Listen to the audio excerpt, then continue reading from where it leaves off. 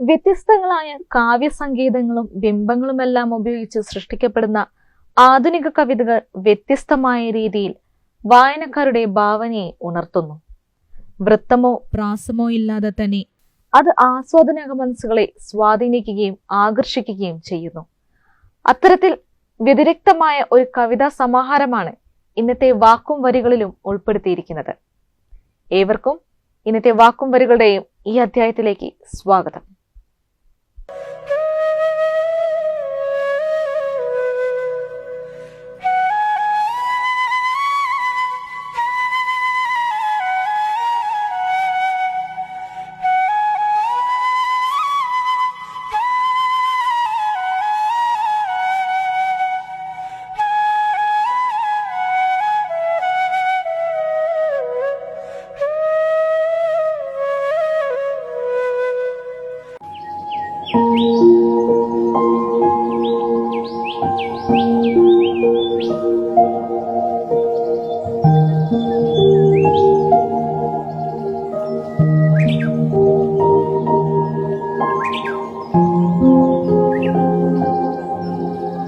കണ്ണൂർ ജില്ലയിലെ മാങ്ങോട് ഗ്രാമത്തിൽ കിഴക്കിയിൽ ജോസഫ് ത്രേസ്യാമ്മ ദമ്പതികളുടെ ഇളയ പുത്രനായ ഫാദർ സുനിൽ ജോസ് കോഴിക്കോട് ദേവഗിരി കോളേജിലെ ഉപപ്രധാന അധ്യാപകനും മലയാളം വകുപ്പ് മേധാവിയുമാണ്.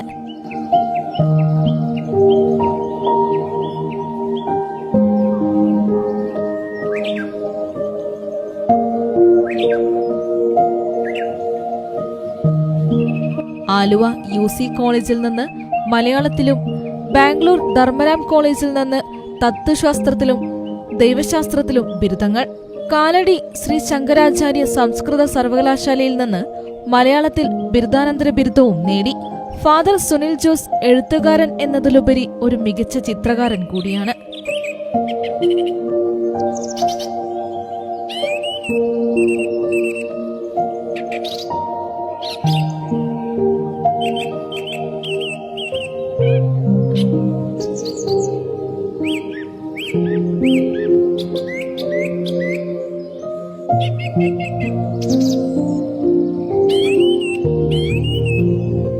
അധ്യാപന ജീവിതത്തിന്റെ ഇടവേളകളിൽ ഒട്ടനവധി ചിത്രങ്ങൾ വരയ്ക്കാനും എഴുതുവാനും സമയം കണ്ടെത്തുന്നു.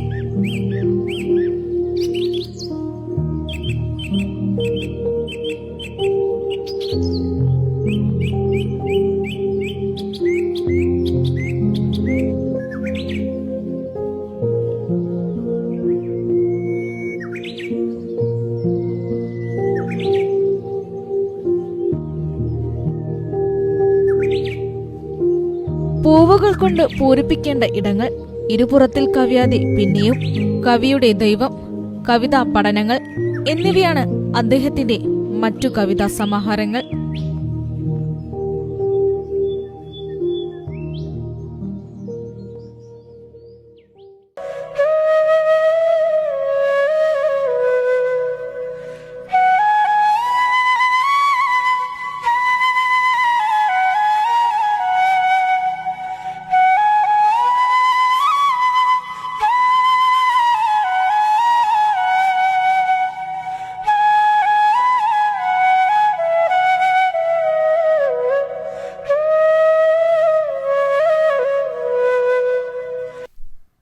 കാഴ്ചകളെ കേവല ഭൗതിക തലത്തിൽ നിന്നും ഉയരെ പ്രതിഷ്ഠിക്കുന്നത് കൊണ്ടാണ് ഒരു ചിത്രകാരൻ വരയ്ക്കുന്ന കവിതയ്ക്കും കവി എഴുതുന്ന ചിത്രത്തിനും വേറിട്ടൊരു മിഴിവ് സാധ്യമാകുന്നത്.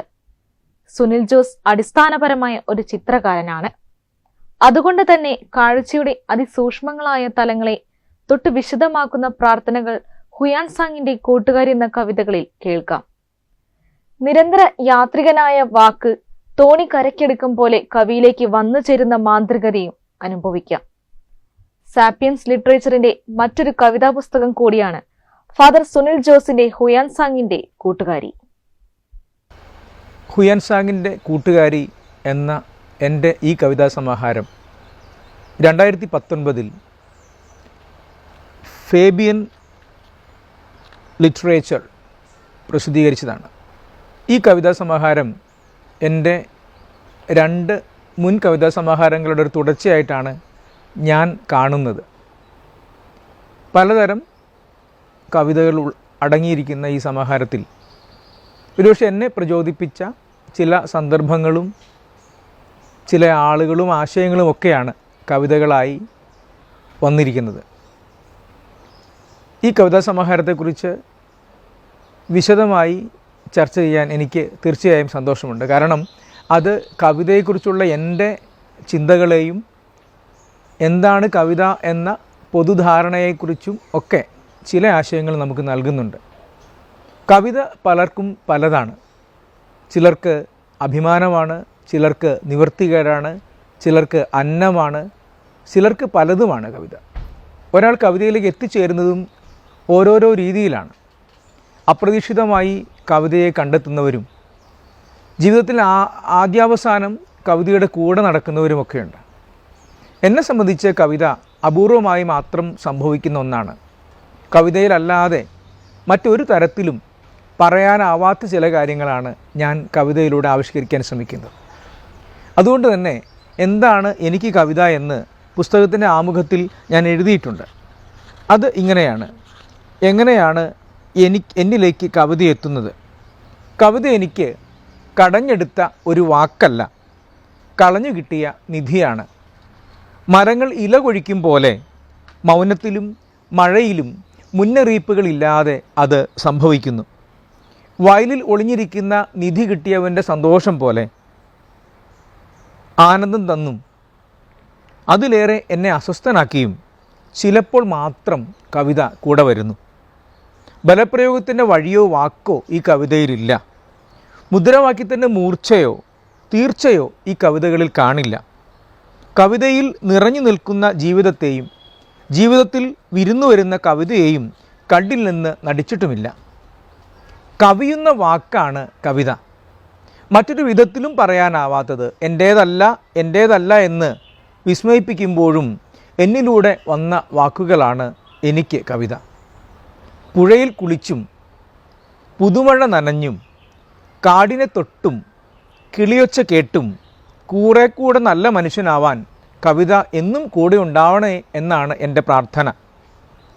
ഇതിനു മുമ്പുണ്ടായ 2 പുസ്തകങ്ങൾ, പൂവുകൾ കൊണ്ട് പൂരിപ്പിക്കേണ്ട ഇടങ്ങൾ എന്ന 2007 പുസ്തകത്തിനും ഇരുപുറത്തിൽ കവിയാതെ പിന്നെയും എന്ന 2017 പുസ്തകത്തിനും ശേഷമാണ് ഹുയാൻ സാങ്ങിൻ്റെ കൂട്ടുകാരി എന്ന ഈ പുസ്തകം പുറത്തു വരുന്നത്.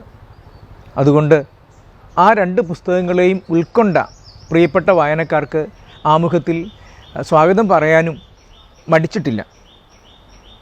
കവിത പല തരത്തിൽ മാറ്റങ്ങൾക്ക് വിധേയമാകുന്നുണ്ട്. ഒരുപക്ഷെ ചങ്ങമ്പുഴക്കാലത്ത് കാൽപ്പനികതയുടെ ആ കാവ്യ സൗരഭ്യം ആവോളം ആസ്വദിച്ച് ഒരുപക്ഷെ ആ ഒരു കുത്തൊഴുക്കിൽ പെട്ടുപോകാതിരിക്കാൻ അതിൽ നിന്നും മാറി നടക്കാൻ ശ്രമിച്ച കവികൾ പോലുമുണ്ട്.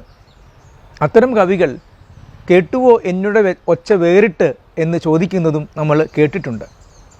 ചങ്ങമ്പുഴ കവിതയുടെ ആ ഒഴുക്കിൽ പെട്ടുപോകാതെ മാറി നടക്കാൻ പ്രയത്നിച്ച കവികളാണ് നമുക്കറിയാം വൈലോപ്പിള്ളിയും ഇടശ്ശേരിയുമൊക്കെ.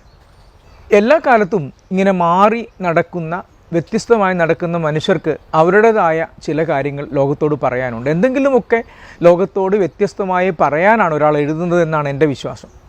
അതുകൊണ്ട് തന്നെ ചിലപ്പോഴെങ്കിലും എൻ്റെ കവിത സംഭവിച്ച വഴികളും അതിലേക്ക് ഞാൻ എത്തിയ മാർഗങ്ങളുമൊക്കെ മറ്റൊരാളിൽ നിന്ന് തികച്ചും വ്യത്യസ്തമായിരിക്കും.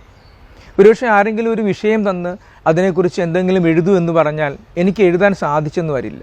എന്നാൽ തികച്ചും അപ്രതീക്ഷിതമായി ചില കാഴ്ചകൾ എന്നെ കവിതയിലേക്ക് കൊണ്ടെത്തിച്ചിട്ടുമുണ്ട്. ഇതൊക്കെയാണ് കവിതയെക്കുറിച്ച് പൊതുവെ എനിക്ക് പറയാനുള്ള എൻ്റെ ചില നിഗമനങ്ങൾ. ഉത്തരം മുട്ടിപ്പോയ കുട്ടിയുടെ ഒറ്റവിളി പ്രാർത്ഥനയിൽ ഓടിക്കയറി പേരില്ലാത്ത ദൈവം കുട്ടികളെല്ലാം ജയിച്ചു പോയപ്പോഴും തോറ്റ് ബെഞ്ചിലിരിക്കുന്നതായി ഒറ്റമുറി എന്ന കവിതയിൽ ഫാദർ സുനിൽ ജോസ് എഴുതി. പരാജിത ദൈവങ്ങളുടെയും അപഹൃത ജീവിതങ്ങളുടെയും കവിയായി സുനിൽ സ്വയം അടയാളപ്പെടുത്തുന്നു.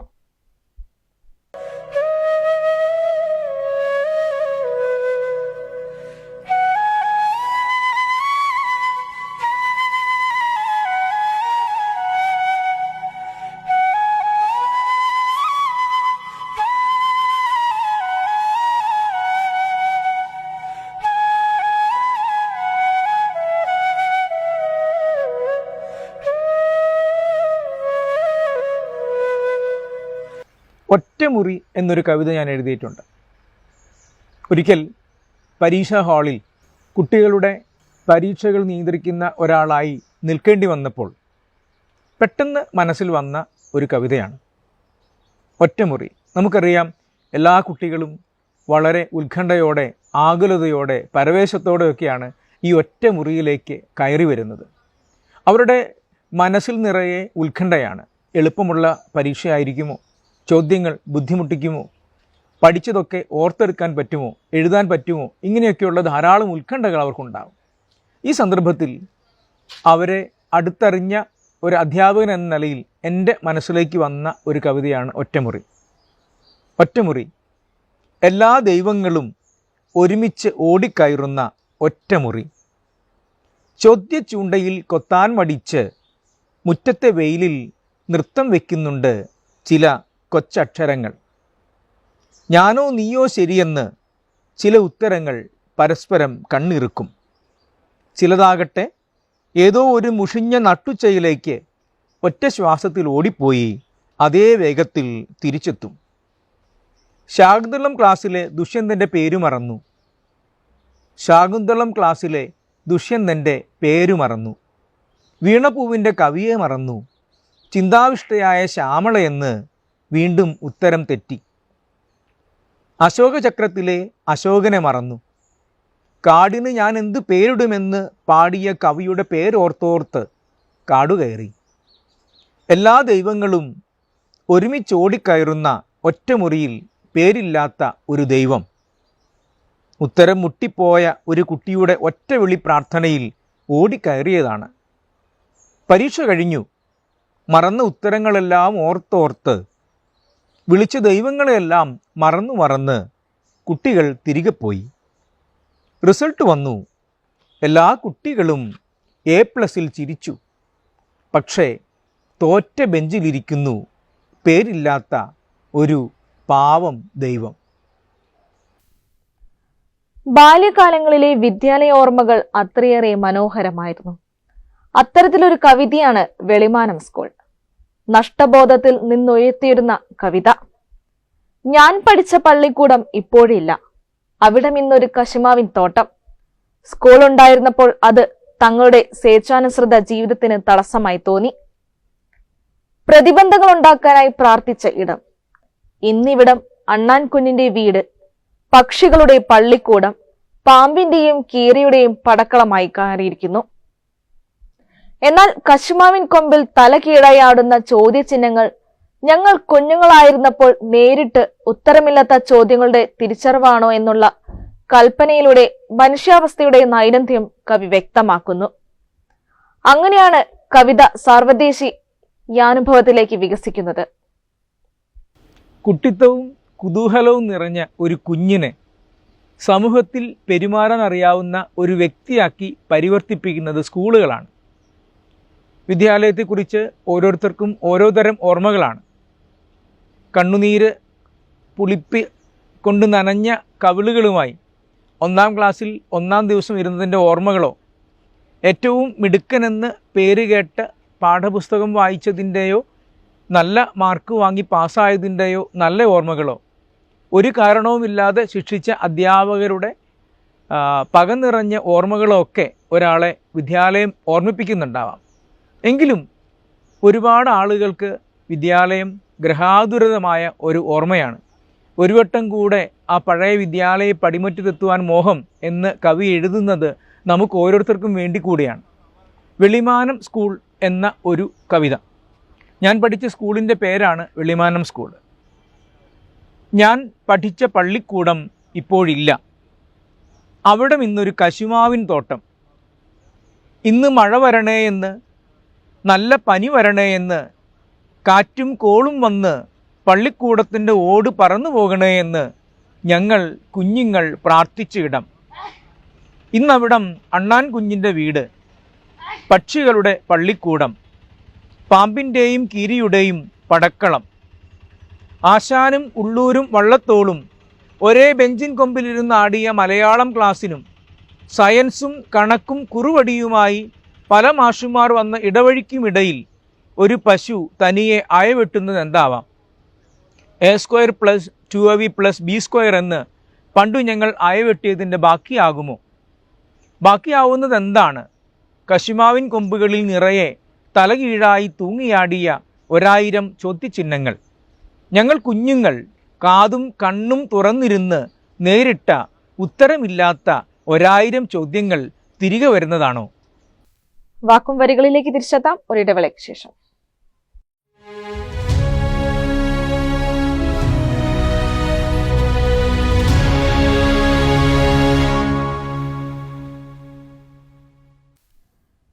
സുനിൽ ജോസിന്റെ കവിതകൾ ഒരു ചിത്രശാലയാണ്.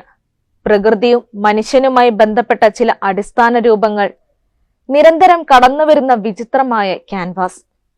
അത് വർത്തമാനകാലത്തെക്കുറിച്ച് മാത്രം സംസാരിക്കുന്നുവെന്ന് ഭാവിക്കുമ്പോഴും ഭൂതകാലത്തിന്റെ സാംസ്കാരിക സ്മരണകൾ അതിൽ കടന്നുവരുന്നു.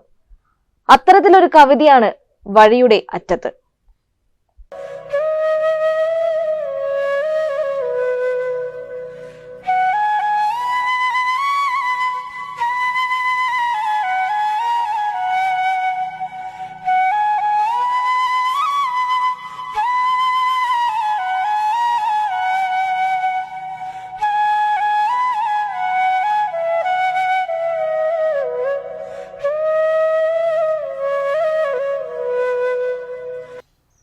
മജ്ജയും മാംസവുമുള്ള ഇതുപോലൊരു മനുഷ്യൻ ഈ ഭൂമുഖത്തൂടെ നടന്നുപോയി എന്ന് വിശ്വസിക്കാൻ നാളത്തെ തലമുറ പ്രയാസപ്പെടും എന്ന് ആൽബർട്ട് ഐൻസ്റ്റീൻ പറഞ്ഞത് മഹാത്മാഗാന്ധിയെക്കുറിച്ചാണ്.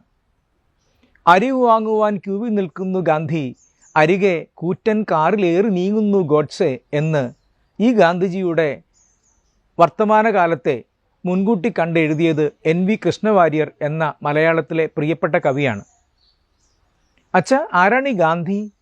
ഓ, അത് നമ്മുടെ ഗോഡ്സെ വെടിവെച്ചു വന്ന ആളാണ് മോനെ എന്ന് പറയുന്ന കവിതയുടെ വരികൾ റഫീഖ് അഹമ്മദിൻ്റെതാണ്. വർത്തമാനകാലം ഗാന്ധിജിയെ എങ്ങനെ കാണുന്നു? വെടിയേറ്റപ്പോൾ നിലച്ചുപോയ ആ ഘടികാരവും തറയിൽ വീണ് ചിതറിയ ആ കണ്ണടയും വർത്തമാനകാലത്തെ കുഞ്ഞുങ്ങളുടെ മുഖത്തെടുത്ത് വെച്ച് നോക്കിയാൽ ഗാന്ധിജിയുടെ കാഴ്ചപ്പാടിലൂടെ ലോകത്തെ കുറെ കൂടെ നേർമയായി കാണാൻ കഴിയുമെന്നുള്ളതാണ് സത്യം. നാം ഏതൊരാശയം ചിന്തിക്കുമ്പോഴും അത് എങ്ങനെയാണ് ലോകത്തിലെ ഏറ്റവും പാവപ്പെട്ട ഒരു മനുഷ്യന് പ്രയോജനമാകുന്നത് എന്നതായിരുന്നു ഗാന്ധിജിയുടെ സത്യാന്വേഷണ പരീക്ഷണങ്ങളുടെ ആദ്യത്തെ ഉരകല്ല്. എൻ്റെ സത്യാന്വേഷണ പരീക്ഷണങ്ങൾ ഇന്നും ആത്മകഥ വിഭാഗത്തിൽ മനുഷ്യനെ ഏറെ പ്രചോദിപ്പിക്കുന്ന ഒരു പുസ്തകമാണ്. ഓരോ നാട്ടിലും ഓരോ ഗാന്ധിയുണ്ട്. അതിർത്തി ഗാന്ധിയും ആഫ്രിക്കൻ ഗാന്ധിയും ഒക്കെ അതിൻ്റെ ഉദാഹരണങ്ങളാണ്. ഗാന്ധിജി ഓരോ മനുഷ്യരുടെയും ഉള്ളിലുണ്ട്. അത് ഇന്നലെ മരിച്ചുപോയ, വെടിയേറ്റപ്പോൾ തീർന്നുപോയ ഒരു ആശയമല്ല, മറിച്ച് ജീവിതത്തിൻ്റെ അവസാനം വരെ ചേർത്തു പിടിക്കേണ്ട ഒരു ആദർശമാണ് എന്ന് തിരിച്ചറിയുമ്പോഴാണ് ഗാന്ധി എന്ന മനുഷ്യൻ മുന്നോട്ട് വെച്ച ജീവിത ദർശനങ്ങൾക്ക് വലിയ വർത്തമാനകാല പ്രസക്തി ഉണ്ടാകുന്നത്. ഗാന്ധിജിയെക്കുറിച്ച് ഓർത്തപ്പോൾ എഴുതിയ ഒരു കവിതയാണ് വഴിയുടെ അറ്റത്ത്. നടന്ന് നടന്ന് വഴിയുണ്ടാക്കിയാണ് മുത്തച്ഛൻ യാത്ര പോയത്. വഴി മുത്തച്ഛൻ്റെ പാദങ്ങളിൽ നിന്ന് ഉറവ പൊട്ടി. വഴിയുടെ അവസാനം മുത്തച്ഛൻ ഇല്ലാതായി. മുത്തച്ഛൻ്റെ ഓർമ്മ പോലെ പാതി മാഞ്ഞും കാട് പിടിച്ചും ആ വഴി മുന്നിലുണ്ട്. അതിൻ്റെ അവസാനത്തെ അറ്റത്ത് തേഞ്ഞു തീരാറായ ഒരു മെതിയടി, നടത്തം നിർത്തിയ ഒരു ഘടികാരം, ഏറെ ദൂരം കണ്ട കണ്ണട, പതിഞ്ഞ സ്വരത്തിൽ ഒരു ഭജൻ, നദിയിലൊഴുകിയ മേൽമുണ്ടായി നിലാവ്. ഇതാണ് ആ കവിത. ഭാവൈപരീത്യ ദർശനം പ്രാണഞരമ്പായി നിൽക്കുന്ന ചില കൊച്ചു കവിതകൾ ഈ സമാഹാരത്തിലുണ്ട്.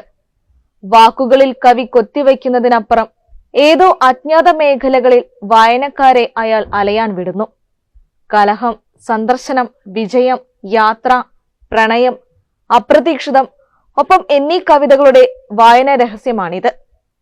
പ്രണയത്തിന്റെ വിങ്ങലിൽ വിളിച്ചുപോയ വാക്കിനെ ചൊല്ലി കലഹമുണ്ടാക്കുന്ന അനുഭവം, തോറ്റാൽ സജീവവും ശല്യക്കാരിയുമായി മാറി പരിഭവം പറഞ്ഞ് പഴയതിനേക്കാൾ പഴഞ്ചനാകുമെന്നതിനാൽ വിജയിപ്പിച്ചു കളഞ്ഞു എന്ന് പരിഹസിക്കുന്ന കവിത.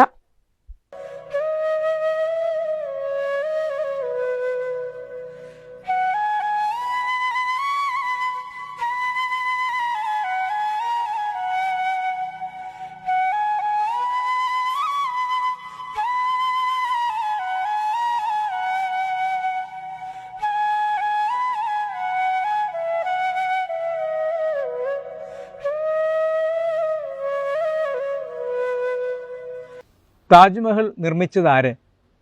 ഷാജഹാൻ എന്ന് ഉത്തരമെഴുതി പാസ്സായവരാണ് നമ്മളൊക്കെ. പക്ഷേ ഷാജഹാൻ അല്ല താജ്മഹൽ നിർമ്മിച്ചത് എന്ന അറിവാണ് ഒരുപക്ഷെ താജ്മഹൽ എന്ന മനോഹരമായ ശില്പത്തെ കുറെ കൂടെ അടുത്തറിയാൻ നമ്മൾ പ്രേരിപ്പിക്കുന്നത്. 22,000 ആളുകൾ 20 വർഷം കൊണ്ട് പണിതീർത്ത മനോഹരമായ സൗധമാണ് താജ്മഹൽ. അതിനെക്കുറിച്ച് ധാരാളം കഥകളുണ്ട്. മനോഹരമായ ആ ശില്പം രാജാവിൻ്റെ പ്രണയത്തിൻ്റെ മകുടോദാഹരണമായി വർണ്ണിക്കുമ്പോഴും പ്രണയം നിഷേധിക്കപ്പെട്ട 20,000 ആളുകളെ നമ്മൾ കണ്ടില്ല എന്ന് നടിക്കുന്നുണ്ട്. അങ്ങനെ താജ്മഹൽ നിർമ്മിച്ച ആളുകൾ പേരില്ലാത്ത സാധാരണ മനുഷ്യരാണ് എന്ന തിരിച്ചറിവിലാണ് താജ്മഹൽ നമ്മെ പൊള്ളിക്കുന്ന ഒരു ഓർമ്മയായി നിൽക്കുന്നത്. ഈ ഓർമ്മയ്ക്ക് ധാരാളം അനുബന്ധ കഥകൾ കൂടിയുണ്ട്. ഷാജഹാൻ്റെ തടവറ ജീവിതത്തെക്കുറിച്ച് ഓർത്തപ്പോൾ ഞാൻ എഴുതിയ ഒരു കവിതയാണ് മേഘരൂപങ്ങൾ. താജിൽ തണുപ്പിൽ ഇരുട്ടിൽ തനിച്ചൊരാൾ, താജിൽ തണുപ്പിൽ ഇരുട്ടിൽ തനിച്ചൊരാൾ, ദൂരെ ദൂരെ തടവറയിലേകനായി മറ്റൊരാൾ, ദൂരെ തടവറയിലേകനായി മറ്റൊരാൾ, താജിൽ തണുപ്പിൽ ഇരുട്ടിൽ തനിച്ചൊരാൾ, ദൂരെ തടവറയിലേകനായി മറ്റൊരാൾ, പ്രണയനൂലേണിയിലേറി പ്രണയനൂലേണിയിലേറി കിനാവിലൂടണയുമാറുണ്ടിവർ മേഘരൂപങ്ങളായി, പ്രണയനൂലേണിയിലേറി കിനാവിലൂടണയുമാറുണ്ടിവർ മേഘരൂപങ്ങളായി, താജിൽ തണുപ്പിൽ ഇരുട്ടിൽ തനിച്ചൊരാൾ.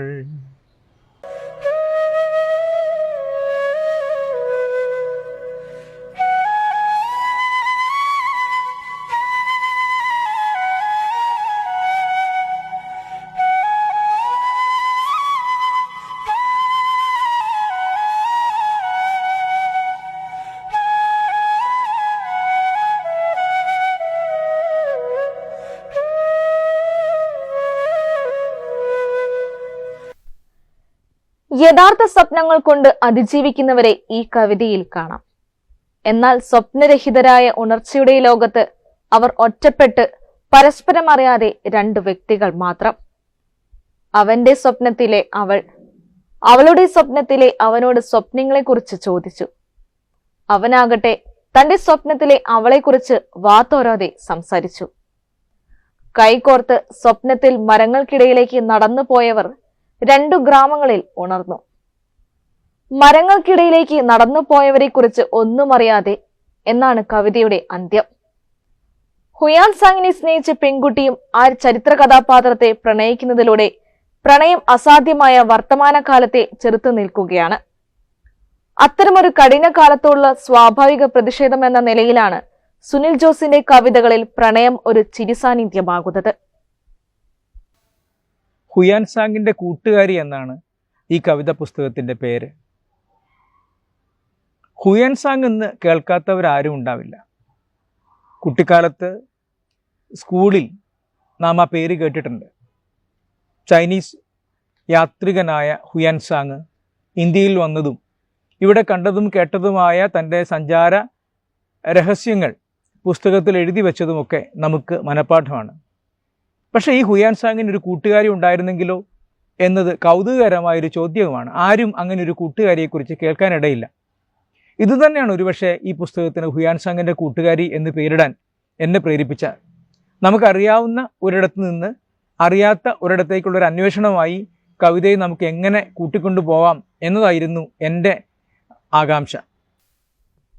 പ്രകൃതിയിലേക്കും സ്നേഹത്തിലേക്കും കൺതുറന്നിരിക്കുന്ന സുനിൽ ജോസ് എന്ന കവിയുടെ രചനകൾ പൂവുകൾ കൊണ്ട് പൂരിപ്പിക്കേണ്ട ഇടങ്ങൾ തന്റെ ആദ്യ പുസ്തകത്തിന് പേരിട്ട കാവ്യവിശുദ്ധമായ നിഷ്കളങ്കത കവിയുടെ പുതിയ രചനകളിലും തുടർച്ച കണ്ടെത്തുന്നു. കവിതയിൽ ചില പുതിയ നിലപാടുകൾ, കാഴ്ചകൾ കവി കാത്തുവെക്കുന്നു. കാഴ്ചകളുടെ ചില അപനിർമ്മിതികൾ കൊണ്ട് ഈ കവിതകളിൽ പലതും നിരവധി പുത്തൻ ഉണർവ് നൽകുന്നു. മറ്റൊരു പുസ്തകമായി വീണ്ടും വരുന്നതുവരെ വാക്കും വരികളുടെയും ഇന്നത്തെ അധ്യായം ഇവിടെ പൂർണ്ണമാകുന്നു. നമസ്കാരം.